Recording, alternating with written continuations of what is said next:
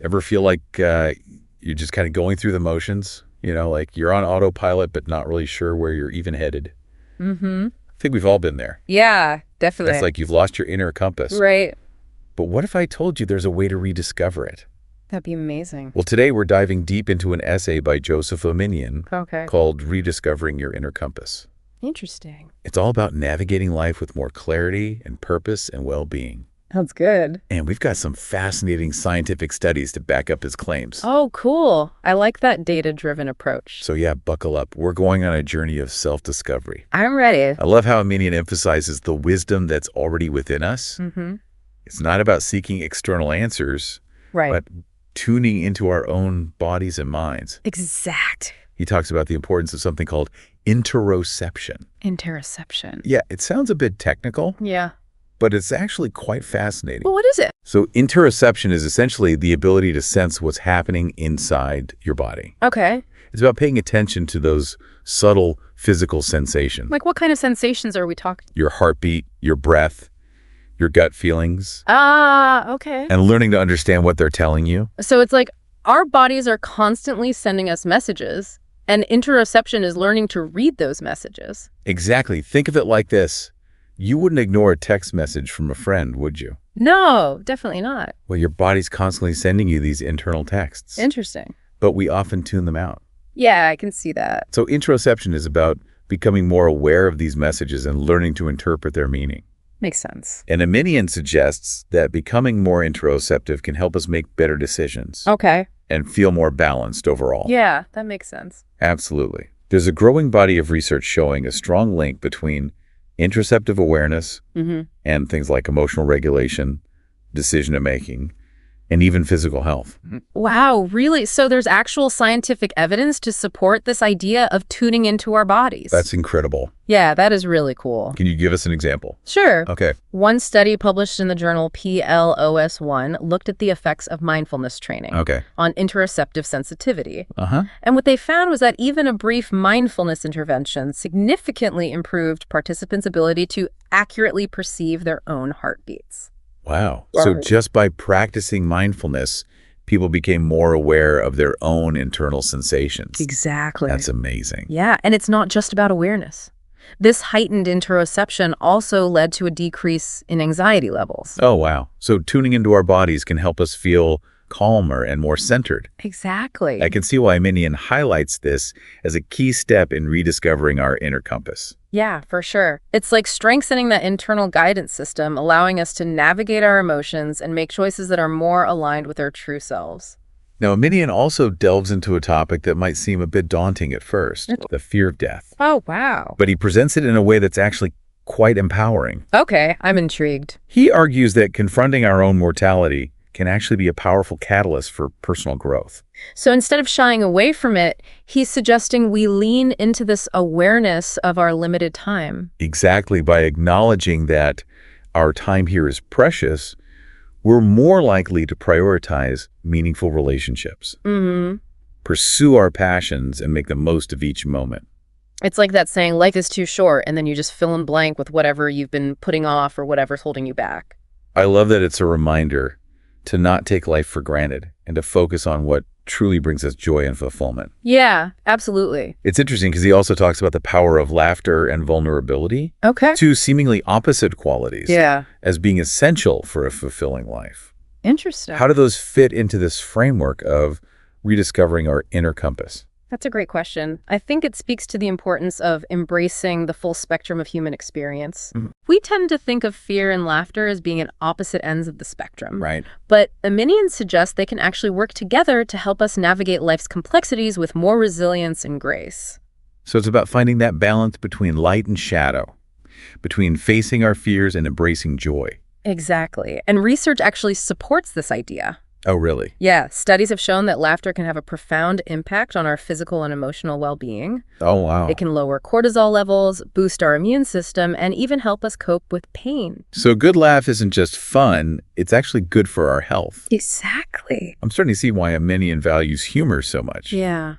But what about vulnerability? It's often seen as a weakness. Right. But he seems to frame it as a strength. Interesting. Vulnerability is about allowing ourselves to be seen, imperfections and all, Okay. It's about letting down our guard and connecting with others on a deeper, more authentic level. It's about embracing our humanness rather than trying to present a perfect facade. Exactly. And research has shown that vulnerability is actually a key ingredient in building strong, meaningful relationships. Oh, wow. That's powerful. When we allow ourselves to be vulnerable, we create space for others to do the same, fostering trust, empathy, and genuine connection. So it's not about being perfect or having it all figured out, but about showing up as our authentic selves, flaws and all. Precisely. And it's in those moments of authentic connection that we often find the greatest sense of belonging and meaning. That's beautiful. This is also so fascinating because it seems like Aminian is presenting a holistic view of well-being, encompassing not just our physical and mental health, but also our emotional, social, and even spiritual well-being. He's highlighting the interconnectedness of all these aspects of ourselves. Right. And he's suggesting that when we cultivate balance in all these areas, we're better able to tap into that inner compass and live a life that feels aligned and fulfilling. So it's not just about making one or two changes, but about embracing a lifestyle that supports our overall well-being. Exactly. And that leads us to the practical steps that Aminian outlines for integrating these concepts into our daily lives. Okay. He offers a variety of strategies for cultivating interoception, embracing vulnerability, prioritizing our health, and nurturing our spiritual connection. This is what I love about Aminian's work. What's that? He doesn't just present these abstract concepts. Right. He actually gives us concrete tools and practices we can implement to make real changes in our lives. I like that actionable advice. Are you ready to delve into some of those practical steps? Absolutely. Let's explore how we can take these powerful ideas and turn them into actionable steps toward rediscovering our inner compass. So let's start with interoception. How do we actually become more interoceptive? Where do we even begin? Well, one of the most powerful and accessible tools is mindfulness meditation. Mindfulness. I've heard so much about it, but I'll admit I've always been a bit skeptical. Does it really work? There's actually a wealth of scientific evidence to support the benefits of mindfulness, especially when it comes to interoception. A study published in the journal Mindfulness found that participants who engaged in a regular mindfulness practice showed significant improvements in their ability to detect subtle bodily sensations like changes in heart rate, breathing patterns, and even muscle tension. So by simply paying attention to our breath and our body, we can actually become more attuned to those internal signals. And here's the fascinating part. This increased interoceptive awareness also translated into improvements in emotional regulation. The study found that participants who practiced mindfulness were better able to manage their emotions, particularly in stressful situations. That's incredible. So mindfulness isn't just about relaxation. It's actually about equipping ourselves with the tools to navigate life's ups and downs with more ease and resilience. It's like training our minds to become more aware of our internal landscape, so we can respond to those signals with more wisdom and compassion. So how much mindfulness do we need to practice to see these benefits? Do we need to become monks and meditate for hours every day? Not at all. Even a few minutes of dedicated mindfulness practice each day can make a significant difference. That's reassuring. I think even the busiest person can find a few minutes to breathe and just be present. Exactly. And it doesn't have to be formal meditation. You can bring mindfulness into everyday activities like eating, walking, or even showering. Just pause, notice the sensations, and connect with your body. So it's about making those everyday moments more mindful. And there are other practices that can complement mindfulness, like yoga and deep breathing exercises. Both of these can help calm the nervous system, reduce stress, and bring your attention inward. I've noticed that after a yoga class, I definitely feel more grounded and connected to my body. And deep breathing is something you can do anytime, anywhere. If you're feeling overwhelmed or anxious, take a few slow, deep breaths, focusing on the rise and fall of your chest. It's a simple but powerful way to regulate your emotions and reconnect with your body. These are all great tips. I think we can all benefit from incorporating more mindfulness into our lives. Now, shifting gears a bit, let's talk about vulnerability. I have to admit, this one's a bit tougher for me. It's not always easy to let down our guard and show our true selves, especially in a world that often rewards us for appearing strong, and put together any advice on how to cultivate more vulnerability, especially if it feels uncomfortable. It's definitely a process, and it takes courage. But remember, vulnerability isn't about weakness, it's about authenticity. It's about showing up as our true selves, even the parts we might feel insecure about. So how do we start? Do we have to go around spilling our deepest secrets to everyone we meet? Not at all. Start small. Right. Think about the people in your life who you feel safe and supported by. Maybe it's a close friend, a family member, or a therapist. Begin by sharing something small. something you might be hesitant to reveal, but that feels important to express. It's about finding those safe spaces where we can practice being vulnerable without judgment. Yeah. And remember, vulnerability begets vulnerability.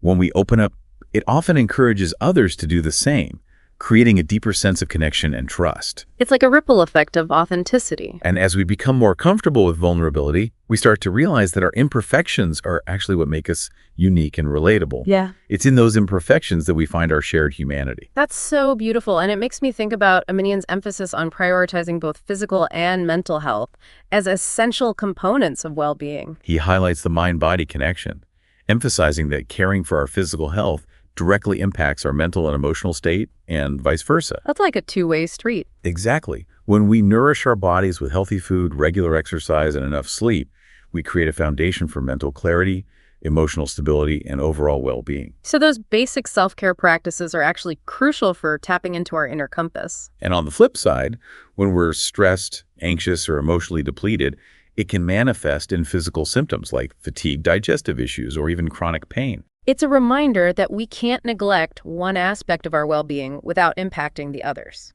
And it's important to remember that self-care isn't selfish. It's about taking care of ourselves so we can show up fully in our lives and for the people we care about. And let's not forget the power of laughter. Yes, laughter is truly good medicine. It's hard not to smile when you say that. I know I feel lighter just thinking about it, but what does science have to say about the benefits of laughter? Well, studies have shown that laughter can actually trigger the release of endorphins, which are our body's natural feel-good chemicals. These endorphins can help reduce stress, boost our mood, and even alleviate pain. So it's not just a subjective experience, there's actual physiological evidence to support the power of laughter. And it goes beyond the physical. Laughter can help us connect with others, diffuse tense situations, and bring joy and levity into our lives. It's like an instant mood booster and social lubricant all in one. Exactly. And it's something we can actively cultivate, watch a funny movie, spend time with people who make you laugh, or simply look for the humor in everyday situations. It's about choosing to see the lighter side of life, even when things feel challenging. Now we've covered interoception vulnerability, physical and mental health, and the importance of laughter. But there's another crucial dimension of well-being that Aminian highlights: spiritual health. This is where it gets really interesting. What does he mean by spiritual health, and how does it fit into this framework of rediscovering our inner compass? Spiritual health, as Aminian describes it, isn't necessarily about religion, although it can be. For some people, it's more about connecting to something larger than yourself, whether that's nature, art community, a sense of higher purpose, or even the universe itself. It's about finding that sense of belonging and purpose that transcends our individual lives. And it's interesting to note that studies have actually shown a strong link between spiritual well-being and mental health outcomes. Yeah. People who feel connected to something greater than themselves tend to be more resilient, cope better with stress, and experience greater overall well-being. It's like having a spiritual anchor that keeps us grounded amidst life's storms. That's a beautiful way to put it. And it brings us to Aminian's final point. Okay. The importance of blending ancient wisdom with modern practices. I love that idea. It's about honoring the traditions and teachings that have stood the test of time, while also embracing the innovations and insights of our modern world. He suggests that we can learn a lot from the wisdom traditions that have been passed down through generations. Like what? Practices like meditation, yoga, and contemplative prayer. Okay. While also integrating contemporary approaches to self-care, such as therapy, mindfulness-based stress reduction, and even technology that supports well-being. So it's about finding that sweet spot where ancient wisdom meets modern science. Exactly. It's about taking the best of both worlds and creating a holistic approach to well-being that's tailored to our individual needs and the demands of our modern lives. Makes sense. This has been such an insightful deep dive into Aminian's essay. It really has. He offers so much to ponder in terms of rediscovering our inner compass and living a more balanced, purposeful life. But I have a question that wasn't directly addressed in his essay. Okay, what is it? What happens when our inner compass points us in a direction that others might not understand or agree with? How do we navigate those external expectations while staying true to ourselves? Oh, that's such a crucial question and something we all grapple with at some point in our lives. It requires courage and conviction to honor our authentic selves, even when it means stepping outside of societal norms or the expectations of those we love. It's about finding that delicate balance between staying true to our own path while also respecting the perspectives of others. Right, and sometimes it requires setting boundaries, creating space for ourselves to pursue our own journey, even if it looks different from what others might have envisioned for us. It can definitely be challenging to navigate those conversations and potential conflicts that might arise. Absolutely. But remember, those conversations, while difficult, can also be incredibly powerful opportunities for growth, both for ourselves and for our relationships.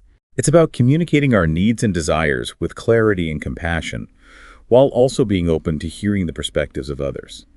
And sometimes it might mean making choices that not everyone will understand or support, but when we make choices that are aligned with our inner compass, we often find that the right people and opportunities naturally gravitate towards us. So it's a continuous process of self-discovery, of learning to trust our inner guidance and making choices that feel authentic and aligned, even when it's challenging. And remember, it's a journey, not a destination. There will be times when we feel lost, confused, or uncertain.